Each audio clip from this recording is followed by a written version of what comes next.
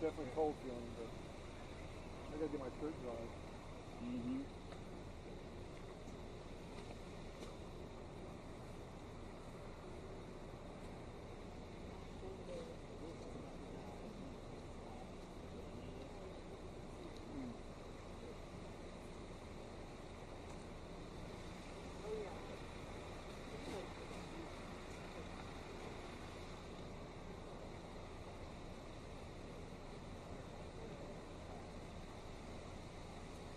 I'm gonna go take my picture.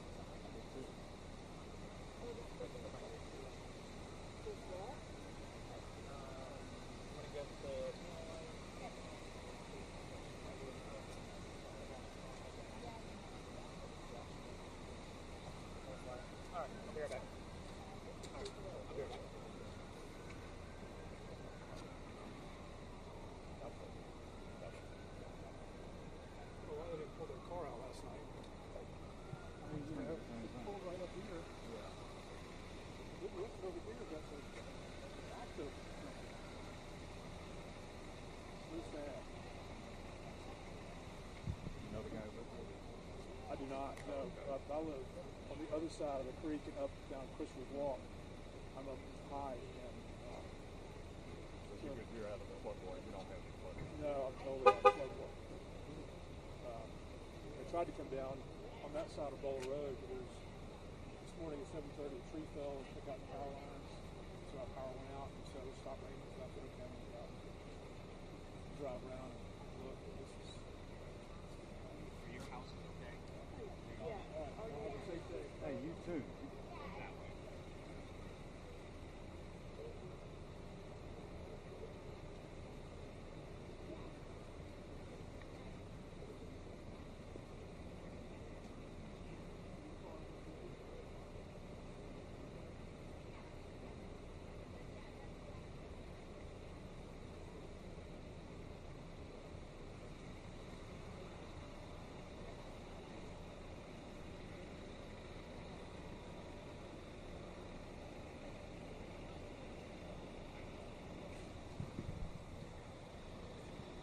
Another emergency alert.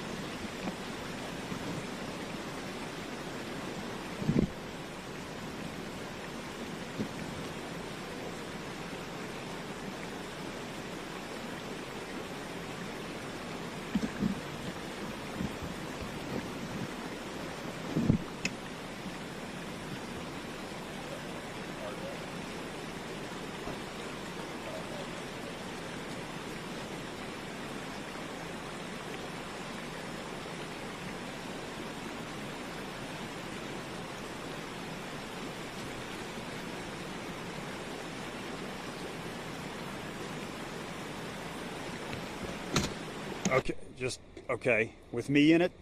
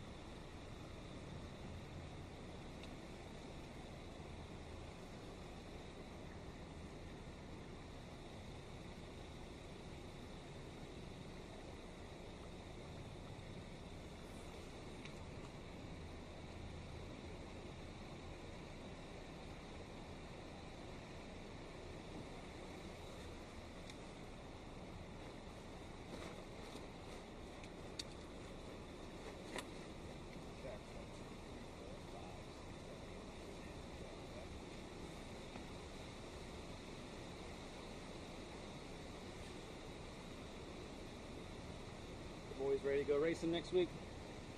We can't go this year. Not going? That's Not going. It's a bummer. It is. We'll have to go next year. Mhm. We just got some other things going on. Don't have the money.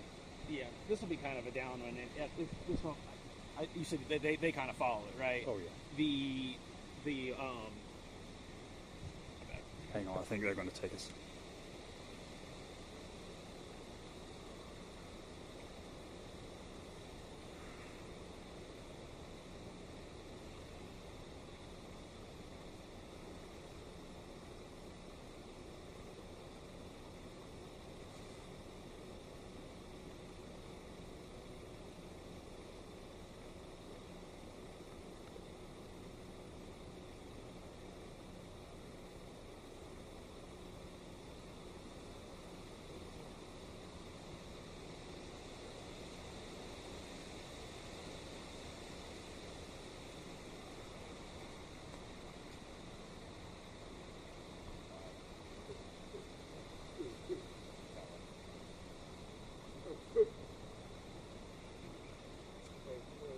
Okay, got you.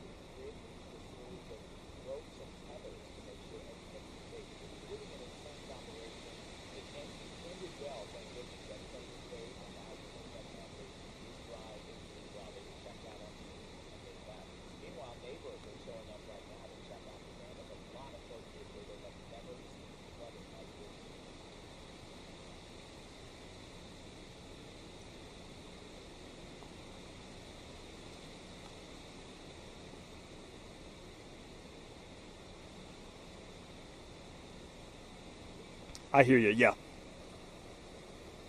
right, so when I come back out here live, Come to me. Yeah. Yep. Yep. through the morning, you can show it. So behind me here, you see the water from the creek is going right over the road. It's really very fast. Notice that mailbox is right here behind. The mailbox is almost totally submerged, and that gives you an idea of how deep it is. Even deeper behind that, because there's a stop sign behind the warning sign behind the stop sign. Oh. Sorry about that. Just kind of a. Yeah, there we go. Yeah. Here we are. We're on Boulder Road. Yeah, Boulder Road, and we've been coming to this shot for the last couple of hours this morning, and you can just see. You've been talking about it, Brad. All of this water sweeping across the road. It's pretty deep. It's probably 4 or 5 feet. It's still rising. I have not seen any of it go down.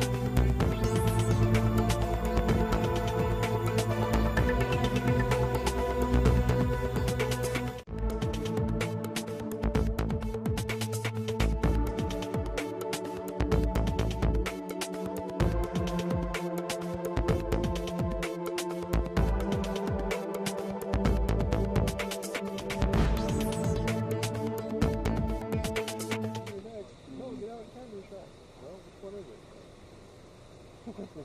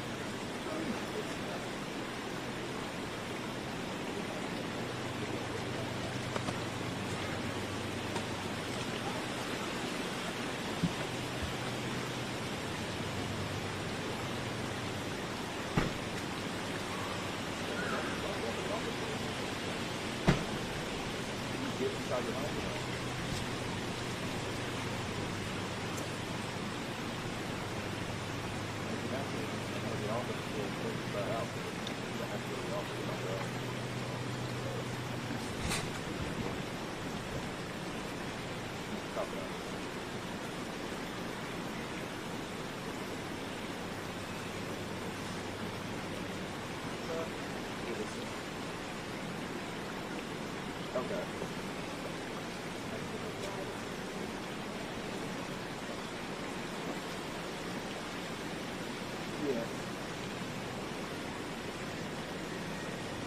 It's basically pretty much. And I'll see what develops it is.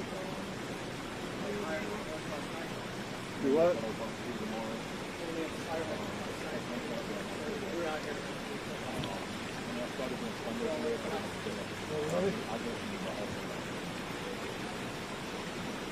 Yes, They tried to get out. No, I'm not with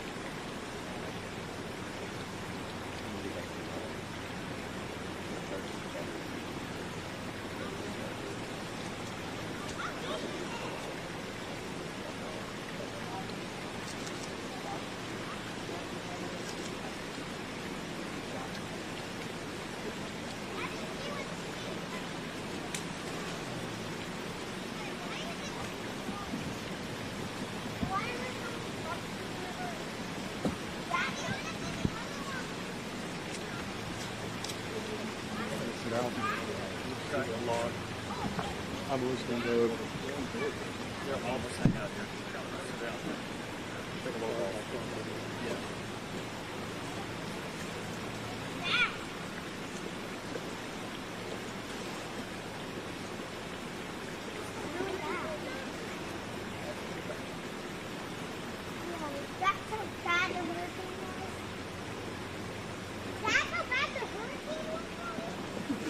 Instruments on human rights of all the persons. The world should spare no time to address the main issues related to gender equality, including the future developments and implementation of the Women, Peace and Security Agenda. The UN implementation, the UN should lead by example when it comes to the full, equal and meaningful role and leadership of women in our societies. In its entire history, the General Assembly has been led by only 4 women. We never had a female UN Secretary General. The time has come to reflect gender equality in top leadership positions of our organization. Slovenia has joined the supporters of the Rotation for Equality initiative, which calls for gender rotation in the position of the President of the United Nations General Assembly. In the times of crisis, children are always the most vulnerable ones. Today's world is increasingly hostile to children's rights. More children than ever are experiencing violence in all settings. Many have lost their lives, are forcibly displaced, exposed to most traumatic experiences, imprisoned, denied education and healthcare, and face extreme poverty and social exclusion. Gaza is an example of extreme suffering of the children. Slovenia is offering concrete help with the foundation Let Them Dream, which is dealing with the rehabilitation of children from Gaza. It is an extremely noble and human project which was launched years ago and has already helped hundreds of children from Gaza who came on rehabilitation in Slovenia and will continue to do so.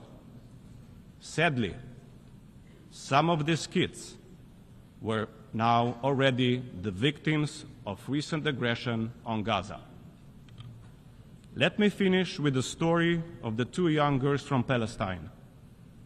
At the beginning of this week, I attended an event on missing futures in the occupied Palestinian territory organized by Save the Children. At this event, I heard stories from 2 courageous girls, Sarah and Rand.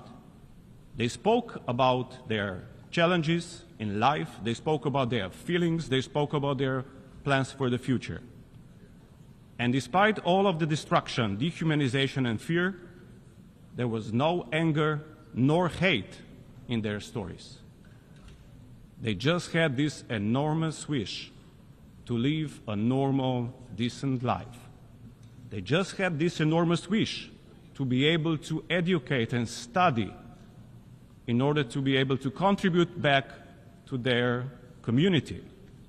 One wants to become a doctor. Second wants to become a humanitarian worker.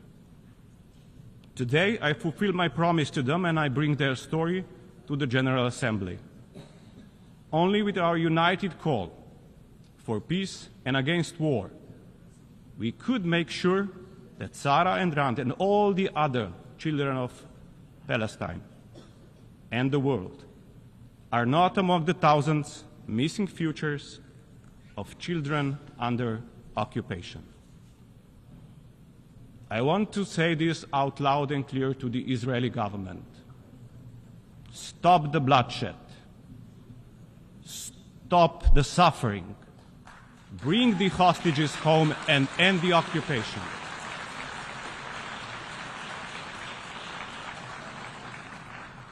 Mr. Netanyahu, stop this war now.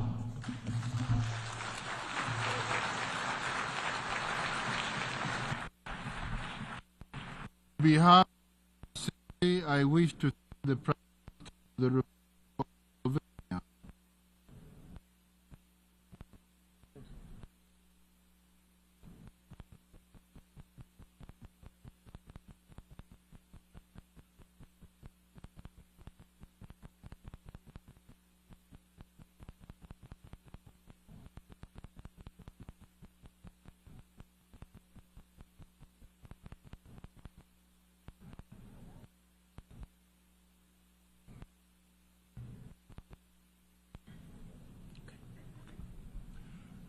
The Assembly will hear an address by His Excellency Mohammed Shehbaz Sharif, Prime Minister of the Islamic Republic of Pakistan. I request protocol to escort His Excellency and invite him to address the Assembly.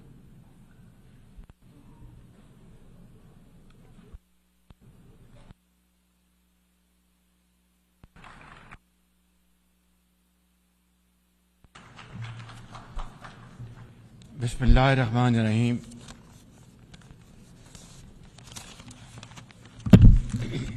Mr. President, heads of state and government, excellencies, delegates, ladies and gentlemen, Assalamu alaikum wa rahmatullahi wa barakatuh, and a very good morning. Qala ya abati inni raitu ahda ashara kawkaban wa shams wal qamar. And he said, "Oh my Raituhu father, li I have sajidin. seen Qala ya 11 bunayya planets and la the sun taqsus and moon ru'yaka ila bowed to me." ikhwatik He said, fayakidu "Oh son, laka do kaida. not tell your story Inna to ash-shaytana your lil brothers. insani They will devise a adum scheme mubin. for you."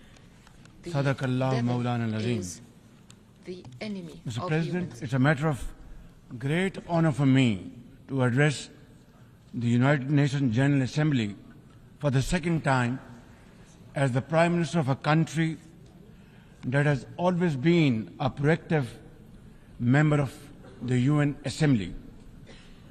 I would like to congratulate you and wish you all the success, Mr. President, on your election as the President of the 79th session of the UN General Assembly.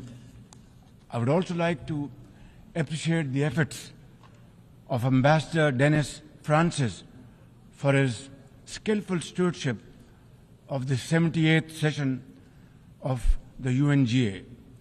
Mr. President, the father of our nation, Qaid-e-Azam Muhammad Ali Jinnah, declared in 1947 that we stand by the United Nations Charter and will gladly make our full contribution to peace and prosperity of the world.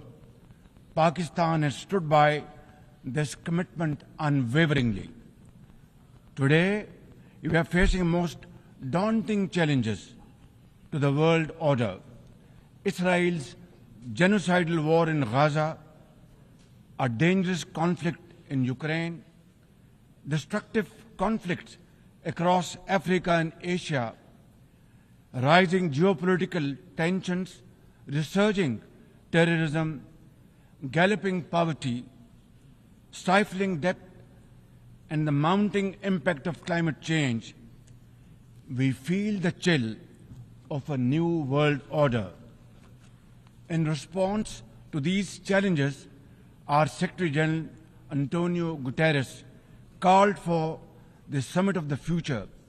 It led to the adoption of the 54 actions on development, peace and security, technology and global governance in the Pact of the Future.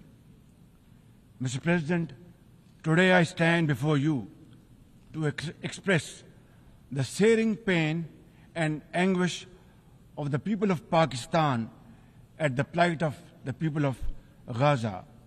Our heart bleeds as we witness the tragedy unfolding in the Holy Land, a tragedy that shakes the very conscience of humanity and the foundation of this institution. Mr. President, can we, as human beings, remain silent while children lie buried under the rubble of their shattered homes? Can we turn a blind eye to mothers cradling the lifeless bodies of the children? This is not just a conflict, this is systematic slaughter of innocent people of Palestine.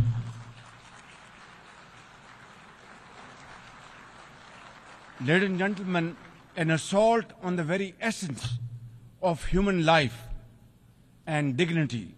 The blood of Gaza's children stains the hands of not just the oppressors, but also those who are complicit in prolonging this cruel conflict. When we ignore their endless suffering, we diminish our humanity. It is not enough to condemn, Mr. President. We must act now and demand an immediate end to this bloodshed. We must remember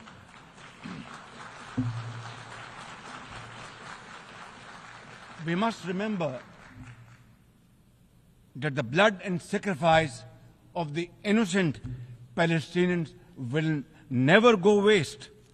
We must worry about their plight and difficulties and stand by them. We must work for a durable peace through the two-state nation. We must seek a viable, secure, contiguous and sovereign state of Palestine based on the pre-1967 borders with Al-Quds al-Sharif as its eternal capital, and to advance the goals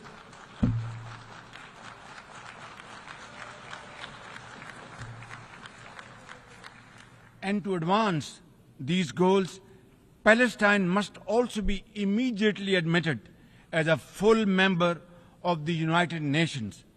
Mr. President, in a span of a few days, Israel's unrelenting bombing of Lebanon has killed over 500 people, including women and even small children. The failure to implement UN resolutions has emboldened Israel. It threatens to drag the entire Middle East into a war whose consequences could be very grave and beyond imagination. Similarly, like the people of Palestine, the people of Jammu and Kashmir too have struggled for a century for their freedom and right to self-determination. Instead of moving towards peace, India has resiled from its commitments to implement the Security Council resolutions on Jammu and Kashmir.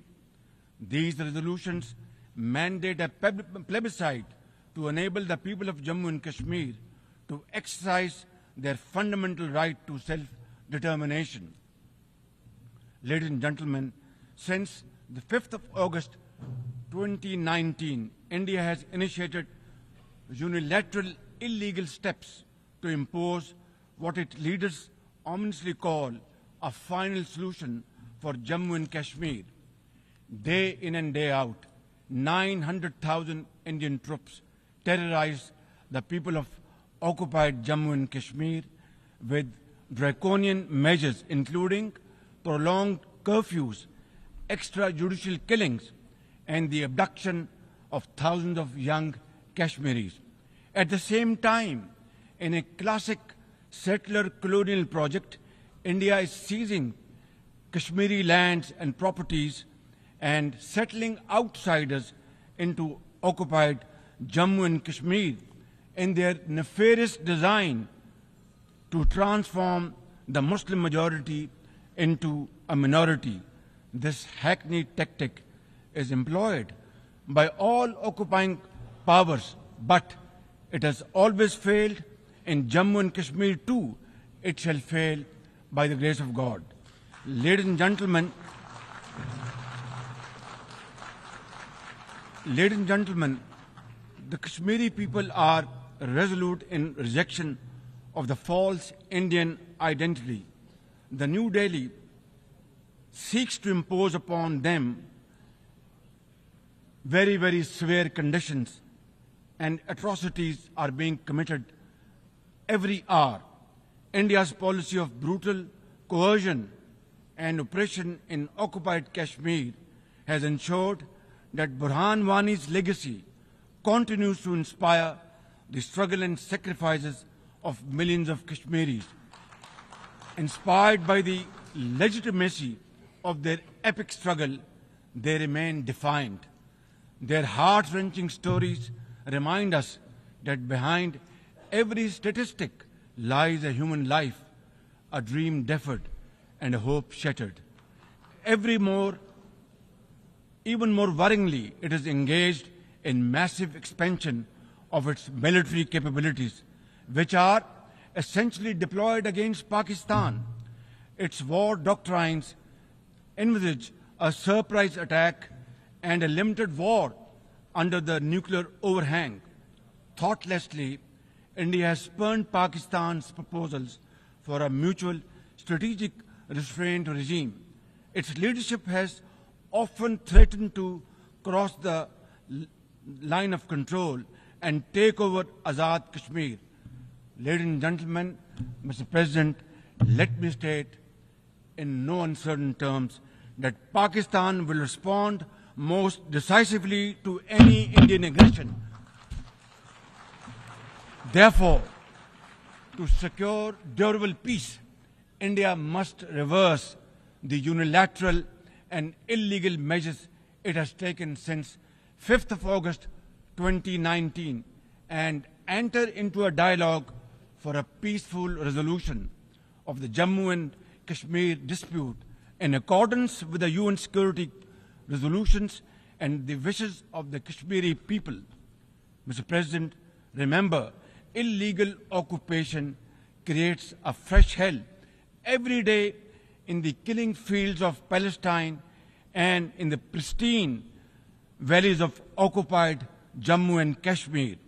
Apart from conflicts, Mr. President, the 21st century has brought a cascade of crises, including the reversal of development and the mounting impact of climate change. 2 years ago, my country was devastated by catastrophic floods, causing $30 billion in damages. It is now clear that each summer will bring blistering temperatures and trigger fresh climate impacts. Pakistan emits less than 1% of global carbon emissions, yet we have paid a very heavy price for no fault of ours. This is most unfair in any calculus of global justice.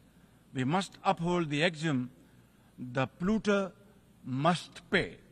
Ladies and gentlemen, Pakistan looks forward to fulfillment of commitments made by our development partners to support the achievements of the SDGs and climate goals, including a new annual goal beyond $100 billion in climate finance. Mr. President, with nearly 100 developing countries trapped in the vicious cycle of debt and liquidity crisis, which I always call a death trap rather than debt trap, achieving the SDGs in these circumstances remain a distant mirage.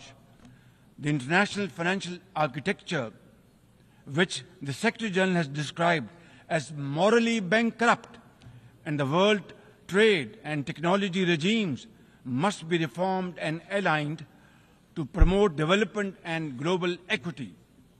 Mr. President, since assuming office in March this year, the progress and prosperity of my 240 million people has been my singular focus. We have taken some very difficult but necessary decisions that have rescued our economy from collapse, restored macroeconomic stability, controlled fiscal deficits, and strengthened our reserves.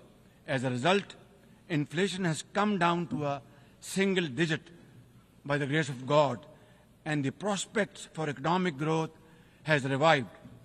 I would like to explain this challenge and the way we are negotiating, Mr. President, by reciting a stanza from a poem which enormously makes me very emboldened, very brave, and hardworking, and commit untiring efforts. And this stanza is a befitting example of hard work and, of course, facing challenges and then pave the way for success stories.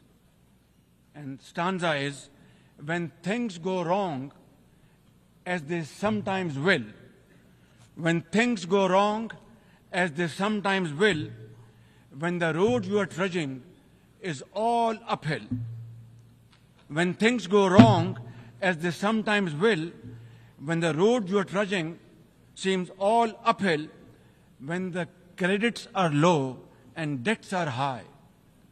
When the credits are low and debts are high, when you want to smile, but you have to sigh.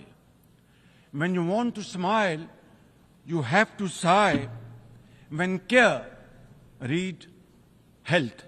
When care is pressing you down a bit, when care or health is pressing you down a bit, rest if you must, but don't you quit. This is how, Mr. President, we have learned to face our challenges and negotiate the most daunting challenges we have faced. Mr. President, situated at the crossroads of South and Central Asia and the Middle East, we have prioritized geoeconomics and regional connectivity to secure win-win outcomes for our people. The second phase of the landmark China-Pakistan Economic Corridor has been successfully launched through the Apex Special Investment Facilitation Council. We are mobilizing investments in resilient infrastructure, renewable energy, minerals, sustainable agriculture, and technology. This will herald a new era of development and modernization in my beloved country. Ladies and gentlemen, for 2 decades, Pakistan has fought terrorism boldly and most successfully, defeating terrorist groups within Pakistan. We have paid a very heavy price. 80,000 of our brave soldiers and civilians have been martyred, including innocent school-going children. And the gory memories of APS school carnage haunt us till date. Our economy has suffered a loss of $150 billion. Unfortunately, today we are again confronted by a new wave of externally financed and sponsored terrorism, especially by the TTP, Fitna al-Khawarij, and its associates.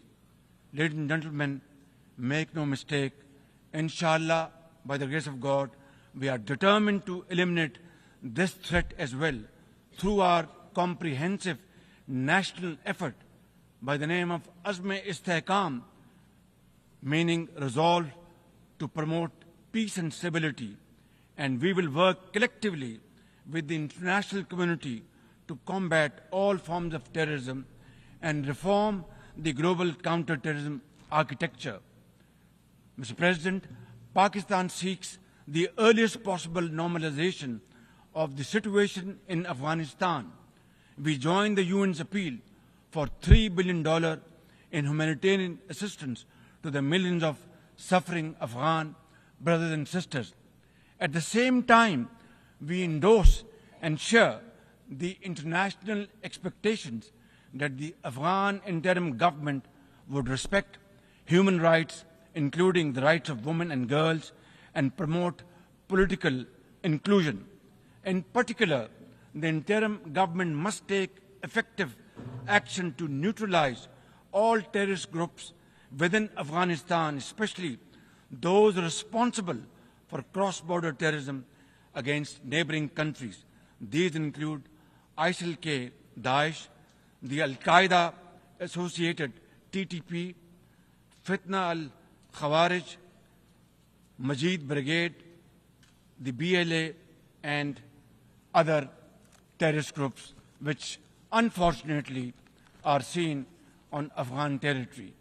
Mr. President, another troubling global development is the escalation of Islamophobia, which is now manifested by frequent desecrations of the Holy Quran, attacks on mosques, negative stereotyping of Muslims, and acts of discrimination and violence against them.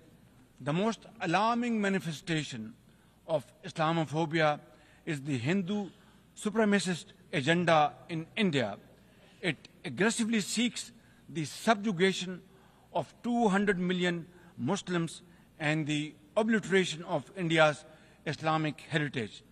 Pakistan and the OIC will work with the UN Secretary General and his special envoy to implement a plan of action to combat the scourge. Ladies and gentlemen, Pakistan seeks an immediate end to the tragic conflict in Ukraine and its peaceful resolution in accordance with the UN Charter and international agreements. Ladies and gentlemen, Pakistan has a long and proud history of solidarity, friendship, and cooperation with the nation of Africa. We will continue to cooperate with them to counter terrorism and resolve regional conflicts, including through UN peacekeeping and peace building in the region. Finally, Mr. President, as we leave this august hall, we must carry with us a message for our people, that the weak are not voiceless, that the oppressed should not lose hope, that poverty is not preordained, and that Allah Almighty promise of justice and equality in our terrestrial home must be respected. I thank you all, and thank you very much for your time. God bless you.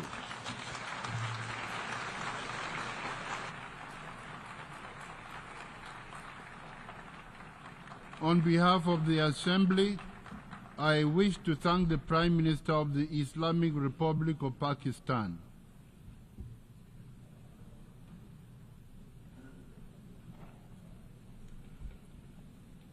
The Assembly will hear an address by His Excellency Benjamin Netanyahu, Prime Minister of the State of Israel. I request protocol to escort His Excellency and invite him to address the Assembly.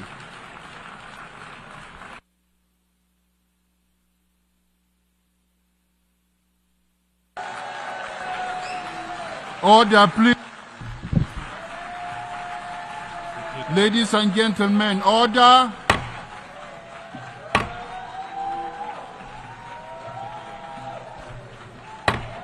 Order, please.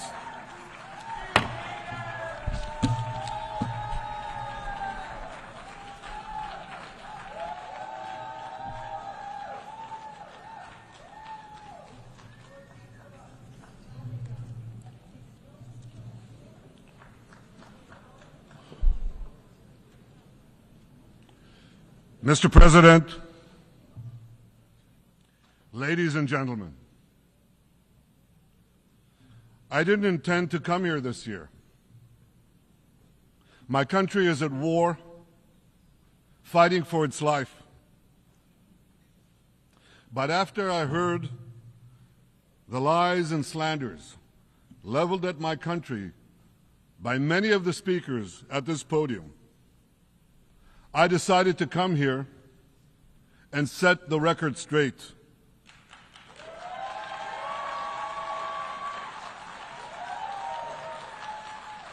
I decided to come here to speak for my people, to speak for my country, to speak for the truth.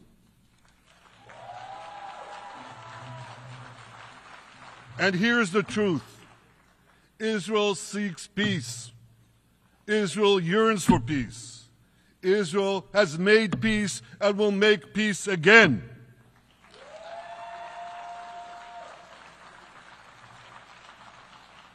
Yet we face savage enemies who seek our annihilation, and we must defend ourselves against these savage murderers. Our enemies seek not only to destroy us, they seek to destroy our common civilization and return all of us to a dark age of tyranny and terror. When I spoke here last year, I said we faced the same timeless choice that Moses put before the people of Israel thousands of years ago.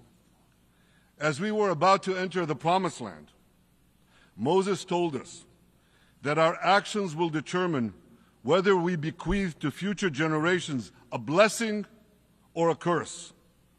And that is the choice we face today. the curse of Iran's unremitting aggression, or the blessing of a historic reconciliation between Arab and Jew. In the days that followed that speech, the blessing I spoke of came into sharper focus. A normalization deal between Saudi Arabia and Israel seemed closer than ever. But then came the curse of October 7th. Thousands of Iranian-backed Hamas terrorists from Gaza burst into Israel in pickup trucks, on motorcycles, and they committed unimaginable atrocities. They savagely murdered 1,200 people. They raped and mutilated women. They beheaded men. They burned babies alive.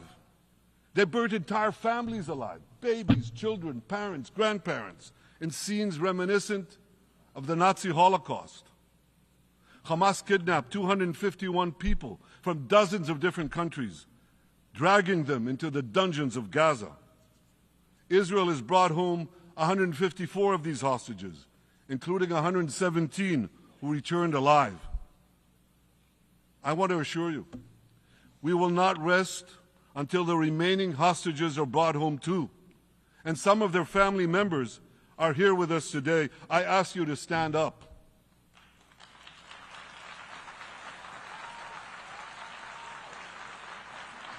With us is Eli Stevie, whose son Idan was abducted from the Nova Music Festival. That was his crime.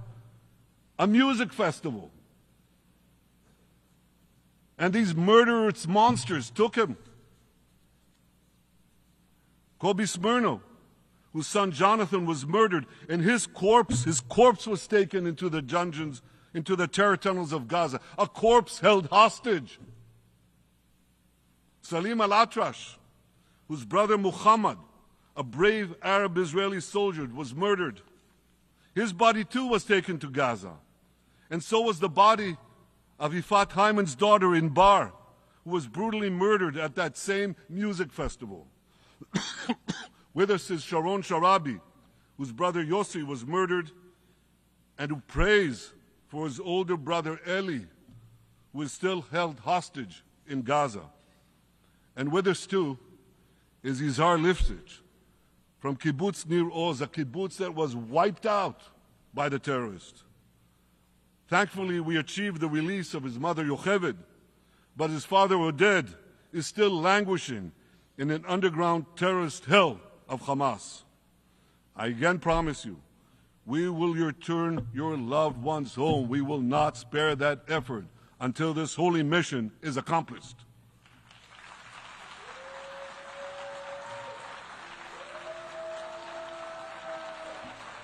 Ladies and gentlemen, the curse of October 7th began when Hamas invaded Israel from Gaza.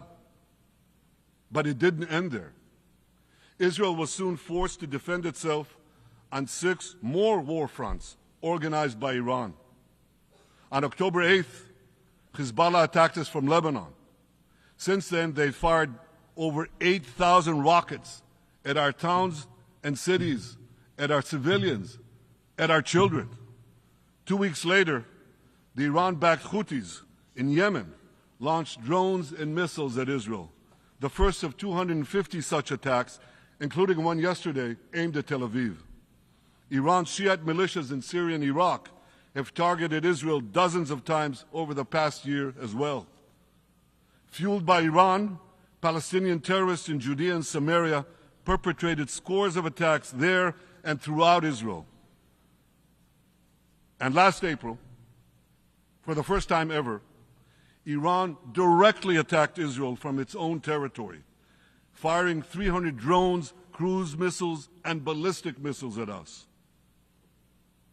I have a message for the tyrants of Tehran. If you strike us, we will strike you. There is no place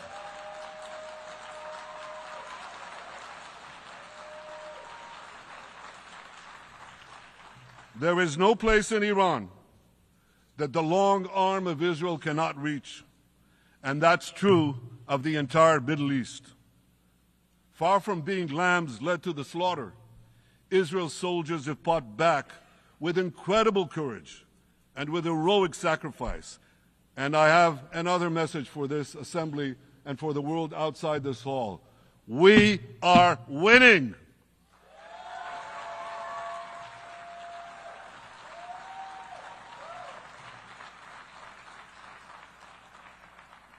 Ladies and gentlemen, as Israel defends itself against Iran in the seven-front war, the line separating the blessing and the curse could not be more clear. This is the map I presented here last year. It's a map of a blessing.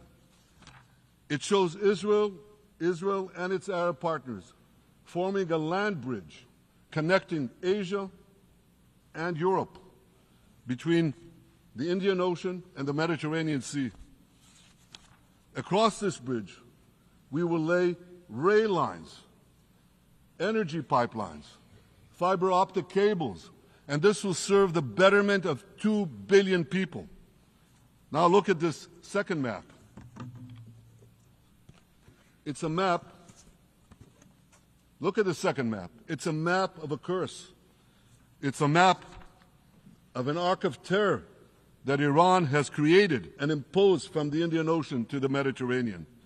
Iran's malignant arc has shut down international waterways. It cuts off trade.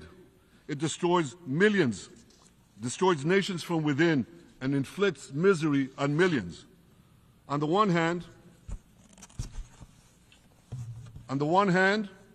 a bright blessing, a future of hope. On the other hand, a dark future of despair. And if you think this dark map is only a curse for Israel, if you think that, then you should think again. Because Iran's aggression, if it's not checked, will endanger every single country in the Middle East and many, many countries in the rest of the world. Because Iran seeks to impose its radicalism well beyond the Middle East. That's why it funds terror networks on 5 continents. That's why it builds ballistic missiles for nuclear warheads to threaten the entire world. For too long, the world has appeased Iran. It turns a blind eye to its internal repression. It turns a blind eye to its external aggression. Well, that appeasement must end. And that appeasement must end now.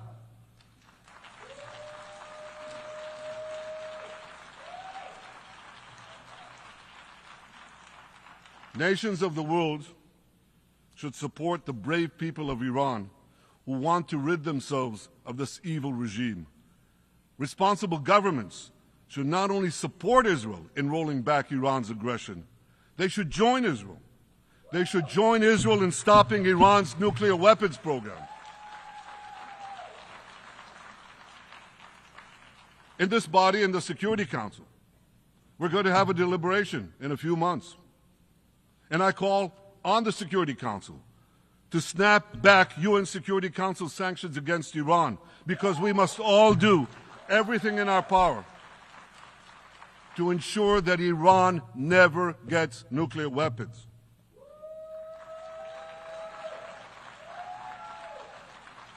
For decades, I've been warning the world against Iran's nuclear program.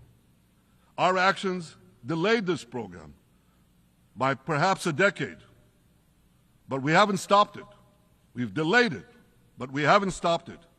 Iran now seeks to weaponize its nuclear program for the sake of the peace and security of all your countries.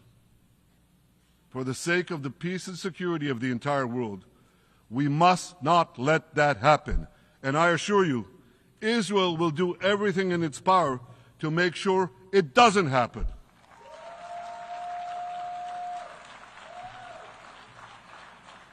So, ladies and gentlemen, the question before us is simple. Which of these 2 maps that I showed you will shape our future? Will it be the blessings of peace and prosperity for Israel, our Arab partners, and the rest of the world? Or will it be the curse in which Iran and its proxies spread carnage and chaos everywhere? Israel has already made its choice. We've decided to advance the blessing. We're building a partnership for peace with our Arab neighbors while fighting the forces of terror that threaten that peace. For nearly a year, the brave men and women of the IDF have been systematically crushing Hamas's terror army that once ruled Gaza. On October 7th, the day of that invasion into Israel, that terror army numbered nearly 40,000 terrorists. It was armed with more than 15,000 rockets. It had 350 miles of terror tunnels, an underground network bigger than the New York subway system, which they used to wreak havoc above and below ground. A year later, the IDF has killed or captured more than half of these terrorists, destroyed over 90% of their rocket arsenal, and eliminated the key segments of their terror tunnel network.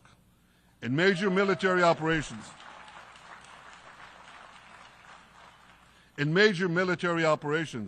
we destroyed nearly all of Hamas's terror battalions, 23 out of 24 battalions. Now, to complete our victory, we are focused on mopping up Hamas's remaining fighting capabilities. We are taking out senior terrorist commanders and destroying remaining terrorist infrastructure. But all the while, and I'll say this one more time, we remain focused on our sacred mission, bringing our hostages home, and we will not stop until that mission is complete. Now, ladies and gentlemen, even with Hamas's greatly diminished military capability, the terrorists still exercise some governing power in Gaza by stealing the food that we enable aid agencies to bring into Gaza. Hamas steals the food, and then they hike the prices. They feed their bellies, and then they fill their coffers with money that they extort from their own people. They sell the stolen food at exorbitant prices. And that's how they stay in power. Well, this too has to end, and we're working to bring it to an end.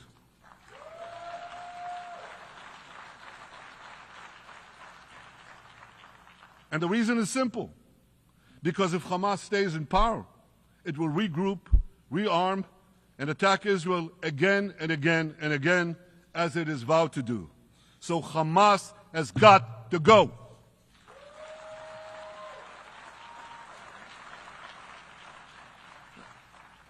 Just imagine, for those who say, well, Hamas has to stay, it has to be part of a post-war Gaza, imagine in a post-war situation in World War II, imagine allowing the defeated Nazis in 1945 to rebuild Germany. It's inconceivable. It's ridiculous. It didn't happen then. It's not going to happen now.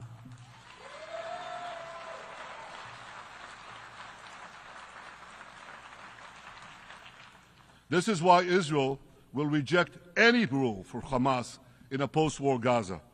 We don't seek to resettle Gaza. What we seek is a demilitarized and de-radicalized Gaza. Only then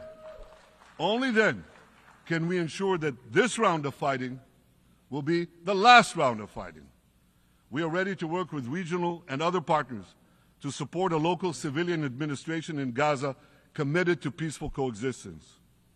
As for the hostages, I have a message for the Hamas captors. Let them go. Let them go. All of them. Those alive today must be returned alive, and the remains of those whom you brutally killed must be returned to their families. Those families here with us today, and others in Israel, deserve to have a resting place for their loved ones, a place where they can grieve and remember them. This war, ladies and gentlemen, this war can come to an end now. All that has to happen is for Hamas to surrender, lay down its arms, and release all the hostages. But if they don't,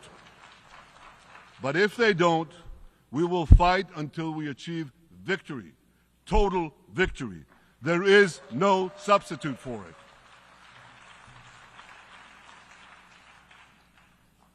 it. Israel must also defeat Hezbollah in Lebanon. Hezbollah is the quintessential terror organization in the world today. It has tentacles that span in all continents. It has murdered more Americans and more Frenchmen than any group except bin Laden. It's murdered the citizens of many countries represented in this room. And it has attacked Israel viciously over the last 20 years. In the last year, completely unprovoked. A day after the Hamas massacre on October 7th, Hezbollah began attacks against Israel, which forced more than 60,000 Israelis on our northern border to leave their homes, becoming refugees in their own land. Hezbollah turned vibrant towns in the north of Israel into ghost towns. So I want you to think about this in equivalent American terms. Just imagine if terrorists turned El Paso and San Diego into ghost towns. Then ask yourself, how long would the American government tolerate that? A day? A week? A month? I doubt they tolerate it even for a single day. Yet Israel has been tolerating this intolerable situation for nearly a year. Well, I've come here today to say, enough is enough.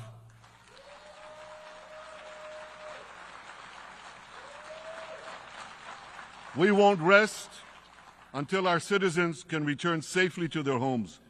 We will not accept a terror army perched on our northern border, able to perpetrate another October 7th style massacre.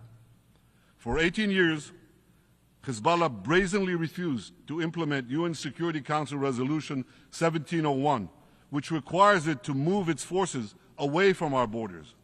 Instead, Hezbollah moved right up to our border. They secretly dug terror tunnels to infiltrate our communities and indiscriminately fired thousands of rockets into our towns and villages. They fire these rockets and missiles not from military sites, not from that. They do that too.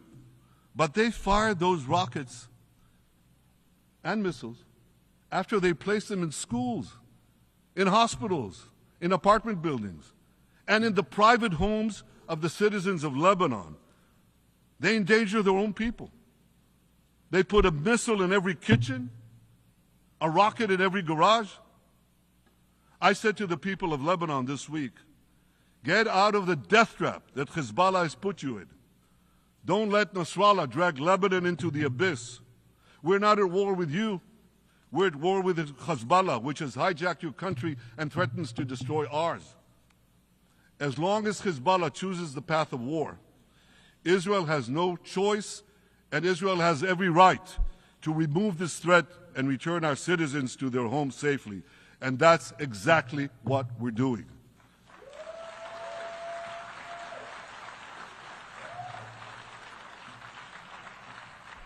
Just this week, the IDF destroyed large percentages of Hezbollah's rockets, which had built with Iran's funding for 3 decades. We took out senior military commanders who not only shed Israeli blood, but American and French blood as well. And then we took out their replacements, and then the replacements of their replacements. And we'll continue degrading Hezbollah until all our objectives are met.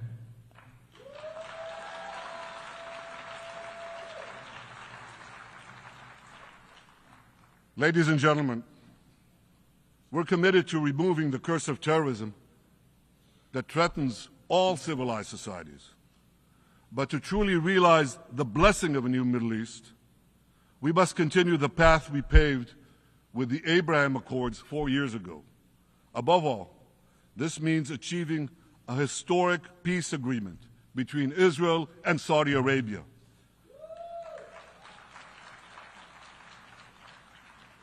And having seen the blessings that we've already brought with the Abraham Accords, the millions of Israelis who've already flown back and forth across the Arabian Peninsula, over the skies of Saudi Arabia, to the Gulf countries, the trade, the tourism, the joint ventures, the peace the peace. I say to you, what blessings such a peace with Saudi Arabia would bring.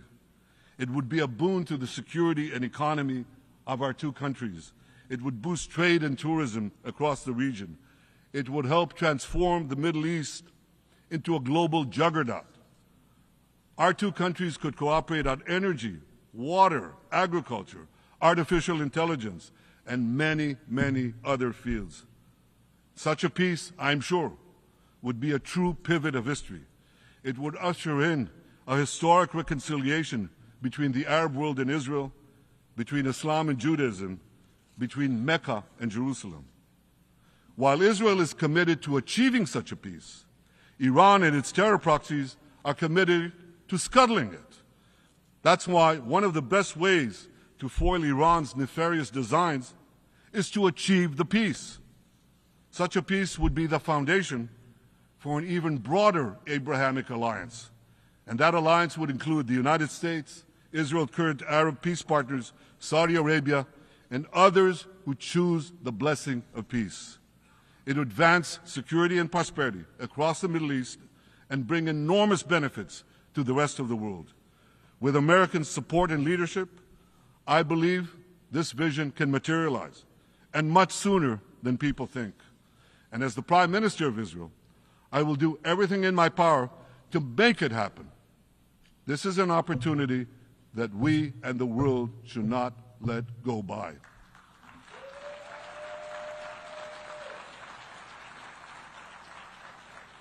Ladies and gentlemen, Israel has made its choice. We seek to move forward to a bright age of prosperity and peace. Iran and its proxies have also made their choice. They want to move back to a dark age of terror and war. And now I have a question. And I pose that question to you. What choice will you make? Will your nation stand with Israel? Will you stand with democracy and peace? Or will you stand with Iran, a brutal dictatorship that subjugates its own people, exports terrorism across the globe? In this battle between good and evil, there must be no equivocation. When you stand with Israel, you stand for your own values and your own interests. Yes, we're defending ourselves, but we're also defending you against a common enemy that through violence and terror seeks to destroy our way of life. So there should be no confusion about this. But unfortunately, there is a lot of it in many countries and in this very hall, as I've just heard. Good is portrayed as evil, and evil is portrayed as good. We see this moral confusion when Israel is falsely accused of genocide, when we defend ourselves against enemies who try to commit genocide against us. We see this too when Israel is absurdly accused by the ICC prosecutor of deliberately starving Palestinians in Gaza. What an absurdity! We helped bring in 700,000 tons of food into Gaza. That's more than 3,000 calories a day for every man, woman, and child in Gaza. We see this moral confusion when Israel is falsely accused of deliberately targeting civilians. We don't want to see a single person, a single innocent person die. That's always a tragedy. And that's why we do so much to minimize civilian casualties, even as our enemies use civilians as human shields. And no army has done what Israel is doing to minimize civilian casualties. We drop flyers, we send text messages, we make phone calls by the millions to ensure that Palestinian civilians get out of harm's way. We spare no effort in this noble pursuit. We see yet another profound moral confusion when self-described progressives march against the democracy of Israel. Don't they realize they support the Iranian-backed goons in Tehran and in Gaza, the goons who gun down protesters, murder women for not covering their hair, and hang gays in public squares, some progressives. According to the U.S. Director of National Intelligence, Iran funds and fuels many of the protesters against Israel. Who knows, maybe some of the protesters, or even many of the protesters outside this building now. Ladies and gentlemen, King Solomon, who reigned in our eternal capital, Jerusalem, 3,000 years ago, proclaimed something that is familiar to all of you. He said, "There is nothing new under the sun." Well, in an age of space travel, quantum physics, and artificial intelligence, some would argue that's a debatable statement. But one thing is undeniable. There is definitely nothing new at the United Nations.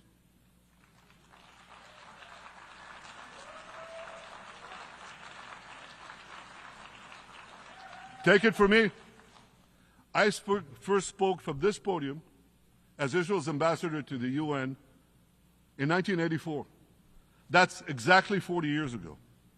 And in my maiden speech here, I think it's the same podium, by the way.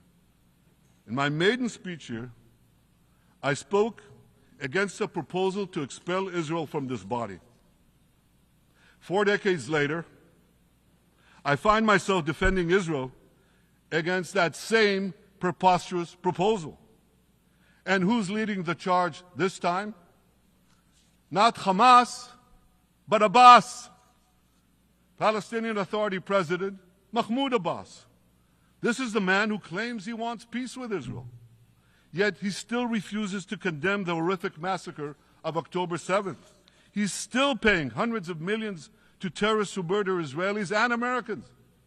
It's called pay for slay. The more you murder, the more you get paid. And he still wages unremitting diplomatic warfare against Israel's right to exist and against Israel's right to defend itself. And by the way, they amount to the same thing. Because if you can't defend yourself, you can't exist. Not in our neighborhood, certainly, and maybe not in yours. Standing in this podium 40 years ago, I told the sponsors of that outrageous resolution to expel Israel, "Gentlemen, check your fanaticism at the door." Today, I tell President Abbas and all of you who would shamefully support that resolution, check your fanaticism at the door. The singling out of the one and only Jewish state continues to be a moral stain on the United Nations. It has made this once respected institution contemptible in the eyes of decent people everywhere. But for the Palestinians, this UN House of Darkness is home court. They know that in this swamp of anti-Semitic bile, there's an automatic majority willing to demonize the Jewish state on anything. In this anti-Israel, flat earth society, any false charge, any outlandish allegation can muster a majority. In the last decade, there have been more resolutions passed against Israel in this hall at the UN General Assembly than against the entire world combined. Actually, more than twice as many. Since 2014, this body condemned Israel 174 times. It condemned all the other countries in the world 73 times. That's more than 100 extra condemnations for the Jewish state. What hypocrisy, what a double standard, what a joke. So the UN's hostility.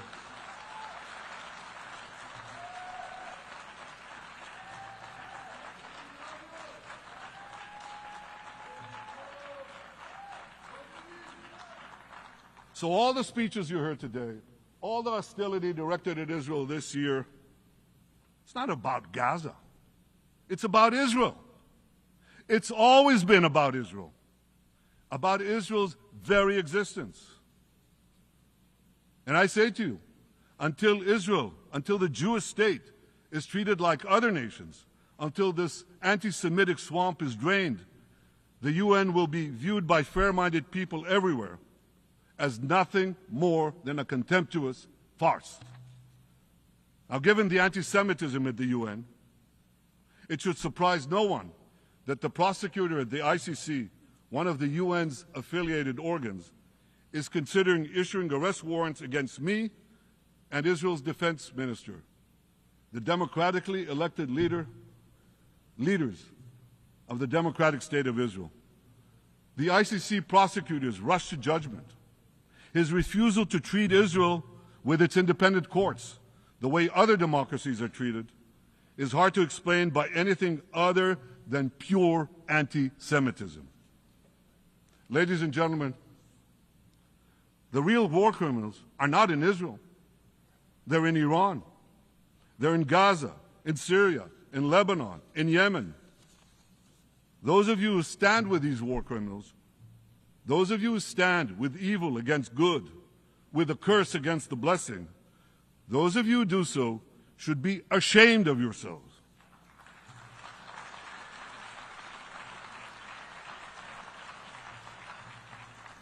But I have a message for you. Israel will win this battle. We'll win this battle because we don't have a choice. After generations in which our people were slaughtered, remorselessly butchered, and no one raised a finger in our defense, we now have a state.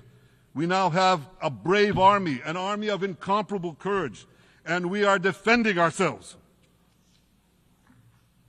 As the book of Samuel says in the Bible, Netzach Yisrael lo yishaker. The eternity of Israel will not falter.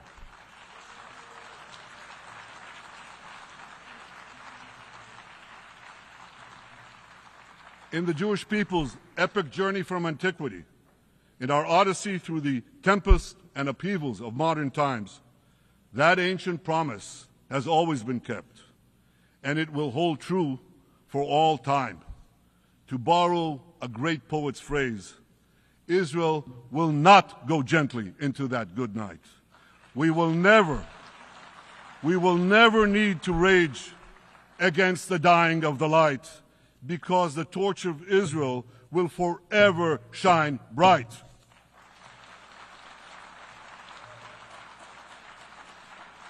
To the people of Israel and to the soldiers of Israel, I say, be strong and of good courage.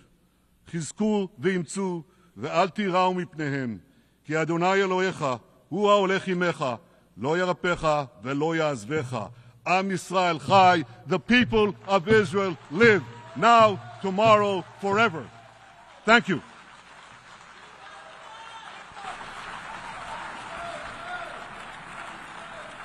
On behalf of the Assembly, I wish to thank the Prime Minister of the State of Israel,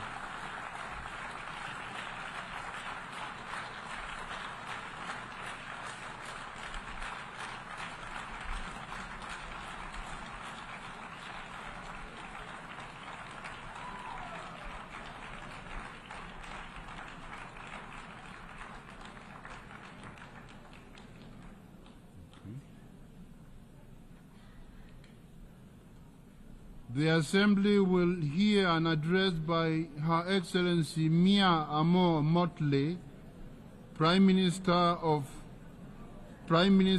Minister for National Security and the Public Service, and Minister for Finance, Economic Affairs and Investment of Barbados. I request protocol to escort Her Excellency and invite her to address the Assembly.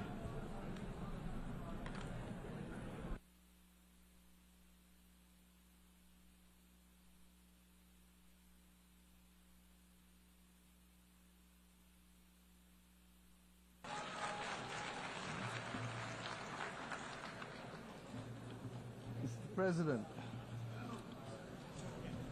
we need a reset, and we need to reset.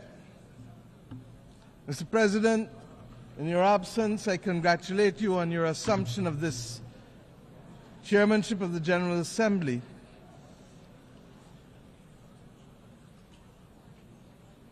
We can wait.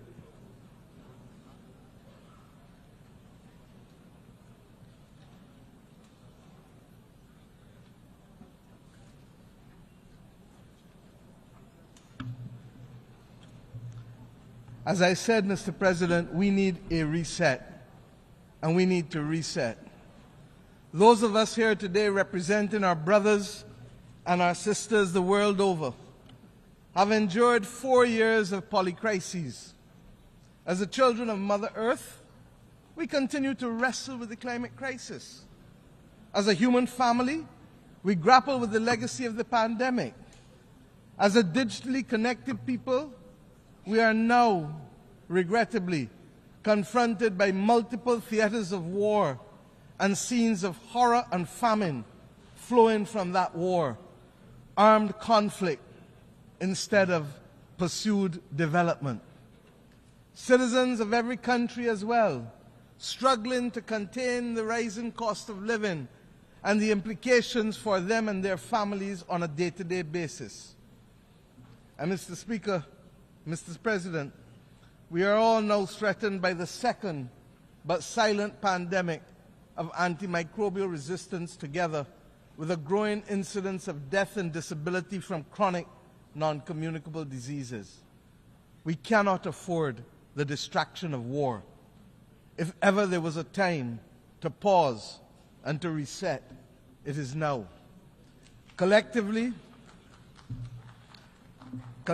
as an international community, and individually as leaders in each of our countries, we must now deliver new opportunities and solutions to these crises which dampen economic growth, which restrict the ambitions of our people and numb our sense of the beauty and goodness that the world ought to be offering because it has it to offer.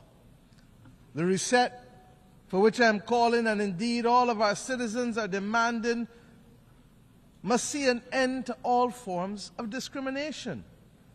That rules and institutions today exist which create first and second class citizens, as we have said from this podium year after year, depending on your nation of origin, militate against the trust and the credibility and the hope, and it fosters a crisis of confidence in the existing international order, which must become inclusive and responsive for all. More than any other complaint from this podium has been the disparity in treatment and the inability to be able to have fair and transparent treatment for all that would lead to the trust necessary for us to solve the problems of our times that are truly beyond man-made causes. Neo-colonialist structures that perpetuate and reflect an old world order characterized by racism and classism and misogyny, while ignoring the legitimate aspirations of billions, will not help to foster the hope or trust that is necessary to meet these polycrises. We must ensure that the global institutions give developing countries, especially small vulnerable states like my own, or vulnerable middle-income countries, seats at the table of decision-making where we can be seen, heard, become active agents in our own cause and lead our own development paradigms. My friends, we are reminded that 2024 is the final year of the United Nations Decade for the People of African Descent.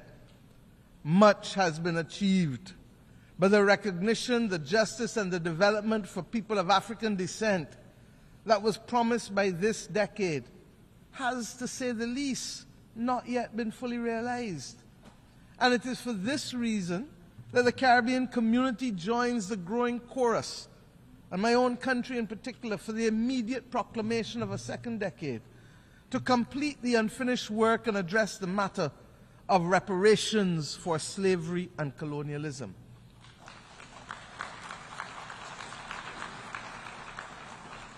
I start here because this is a necessary but complex conversation, and the Caribbean community is resolute that it must happen.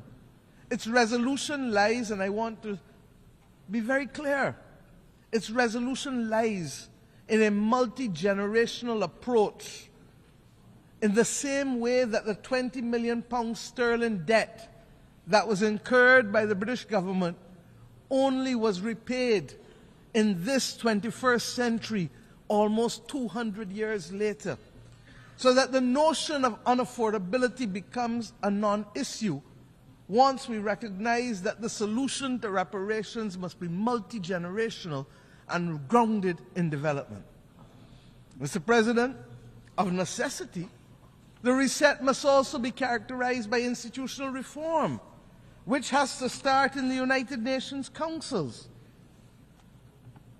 These councils suggest that some are full members, and others are only part members, and some may be part-time members, and some may be occasional members. All of this has no place in the 21st century. And the anger and the mistrust of our citizens and institutions, in leaders, in multilateralism, and in the processes which exclude while yielding much talk and little action is very real.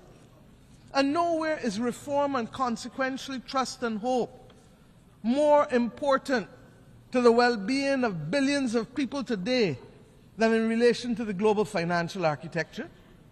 Restricted access to capital, its disproportionately high costs, barring us from doing that which we must, its inadequate scale, and the overwhelming burden of debt often imposed on us by circumstances beyond our control. These are all now combining to force governments in the world's poorest countries, and frankly, across many vulnerable middle-income countries, to devote more resources to debt service than to health and education, and in some instances, even infrastructure. For far too many members of the human family, cold ground is our bed, and rock is our pillow. Too many go to bed with their bellies hungry, and too many may not even have a bed. Our reset must therefore collectively build a common agenda that reflects and reinforces our shared humanity. It is that shared humanity that binds us together. Mr. President, you know better than most. Our African brothers and sisters got it right with the principle of Ubuntu, and have used this principle, this General Assembly, to remind us that its simplicity is what we should aspire to. I am because you are. I am because we are. My well-being is tied to yours, and our collective well-being is connected to Mother Earth. This best voices the approach needed to give expression to the reset that is absolutely necessary. And we acknowledge that there are glimpses of hope. We have, for example, on Monday, agreed to a pact for the future, but we still have war. We have agreed on a global digital compact, but we still have raging pandemics in the slow motion silent pandemic. All of this rests, my friends, on the common agenda that the Secretary General had set out for us before. Yesterday, we agreed in a high-level meeting on a political declaration on antimicrobial resistance. A lot of fancy words, but this is where the rubber hits the road. Because all of us in this room know people who have died from infections and for whom the antibiotics simply are no longer effective, so that within 48 hours, a person's life is snuffed out, almost as if they were at war. My friends, following on the intervention of the Bridgetown Initiative and the Paris Pact for People and Planet, the efforts of many across the board, we acknowledge that there is some hope. And it is evident in the beginnings of the reform that we are seeing little by little, but nevertheless, they have started. These are all important steps, but we cannot take our eyes off the prize. Barbados' call for a fundamental reset includes attitudes and behavior as much as actions or reforms. Heads of government are in agreement that we must trigger national development agendas of transformation with both speed and scale. We have a date with destiny against 1.5 degrees. We know that that is what is needed to survive. And the implications for people, even as we speak, can be dire. But if there is a failure to act with clarity of purpose, and if the political will retards progress on the front of the much-needed reform within the international financial institutions, purely because heads of government do not speak to ministers of finance when they reach Washington, D.C., or their board directors, if there is a need for that, to be dealt with, then, my friends, there must be a commitment to be equal to the current challenges of member states if we are not to perpetuate the discriminatory practices that result in undermining the transformational opportunities that we need. Depriving vulnerable countries from being able to access concessional income that is long enough to build the resilience to save lives and to protect livelihoods is unjust. And that is why we must remain focused. That is why, my friends, we launched yesterday the third iteration of the Bridgetown Initiative, which identifies three key principles, very simply. One, we must change the rules of the international financial system and reform its governance and instruments. Two, we must shock-proof vulnerable economies by dealing with debt and liquidity in a comprehensive, development-focused manner. And if we need to give countries a shot of liquidity like we give them a shot of adrenaline to avoid them falling off the cliff of death, then we must do so. And thirdly, we must augment financing by boosting country capacity to invest in resilience by several means, including what has been announced already, the rechanneling of special drawing rights through our multilateral development partners, but that will only be truly effective if there is another issuance of SDRs in the near future. Indeed, we must also address the challenge, and this I believe to be the fundamental mission of this generation, of how we are going to secure the global public commons to be able to maintain our safety and stability as a global community. We're going to have to discuss how we can secure it, and of course, how we must finance it. And that is not only the climate crisis or the loss of biodiversity that we speak about, but the other many global challenges that can truly destabilize countries and regions. Mr. President, these considerations are of fundamental importance to the sustainable existence of our generations, future generations. The SIDS agenda is another story of promises made but not kept. 30 years ago, the international community gathered in my own country to take action for the first time on the unique challenges faced by small island developing states. We birthed in my home country the first ever global agenda for small island developing states, which became known as the Barbados Program of Action.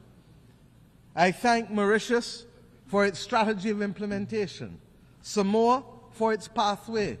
They were carriers of the baton of a development agenda for small island developing states in the intervening years, in the face of multiple global crises from health to climate to finance. The vulnerabilities, yes, of our countries as small states have become more pronounced. In May of this year, we gathered in Antigua and Barbuda for the 4th International Conference on Small Island Developing States. And I call on the international community and the multilateral system to let us work together to ensure that the promise created in Bridgetown in 1994 is delivered and realized through the Antigua and Barbuda Agenda for SIDS 2024, otherwise known as ABBAS. Let me use this opportunity as well to inform you that 2 days ago we took over the presidency of the Climate Vulnerable Forum, the V20 countries of the world, from Ghana, whose president I would like to thank for the excellent stewardship of the group over the past 2 years, and indeed for the strengthening of its institutional capacity. The priorities of our term as chair of the V20 countries will be the multiple dimensions of climate crisis, dealing with them, the impact of the climate crisis on human health, and of course, the issue of debt and climate, because if we don't solve that, we cannot take the appropriate actions to deal with climate. I invite all United Nations members who are not yet members of the V20 but who are climate vulnerable to join this group